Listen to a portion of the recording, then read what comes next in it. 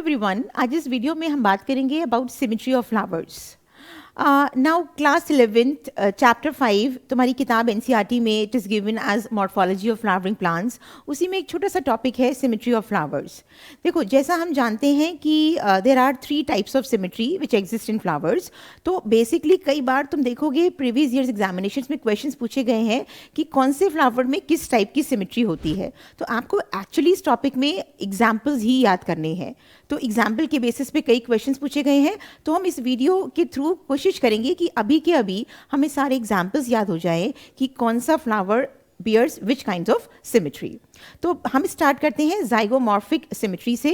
ना ज़ाइगोमॉर्फिक सिमेट्री वो सिमेट्री होती है जिसमें flower can be divided into 2 equal similar halves by passing just one vertical plane। तो कौन से फ्लावर में आपको ज़ाइगोमॉर्फिक सिमेट्री देखने को मिलेगी? अब एक छोटा सा सेंटेंस बताऊंगी तुम लोगों को। उस सेंटेंस थोड़ा सा फनी सेंटेंस है, उस सेंटेंस में सारी कहानी छुपी है। सेंटेंस इज पिया बिन गाँव चली। तो यहाँ पे पिया मीन्स पिया से स्टार्ट हो रहा है पी, तो P is the zygomorphic flower. Bean, bean is again another flower which is zygomorphic. गाँव starts from G, G stands for गुलमोहरिया। चली starts with C, so C is Cassia over here. So P, bean, gulmohar and Cassia are the zygomorphic flowers. Now the second type of symmetry is actinomorphic symmetry.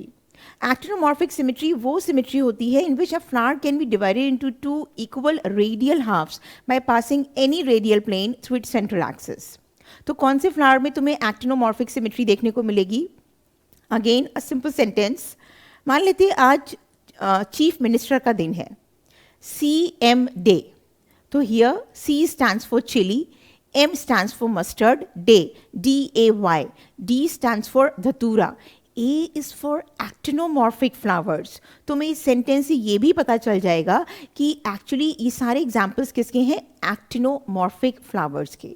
Chilli, mustard, datura are actinomorphic flowers, they have actinomorphic symmetry, right? चलिए, third is asymmetrical flowers। देखो नाम से ही पता चल रहा है asymmetrical, यानी कोई सिमेट्री नहीं है फ्लावर में। They did not show any kind of symmetry। तो asymmetry कैसे लिखोगे तुम? Which cannot be divided into any halves। So cannot, इस पे फोकस करो। cannot means केना। तो केना इज एक्चुअली अ फ्लावर जिसमें तुमको कोई सिमेट्री देखने को नहीं मिलेगी। आई होप इस वीडियो के बाद तुमको तीनों टाइप्स का सिमेट्री के एग्जाम्पल्स याद हो चुके होंगे। So that's all, stay tuned.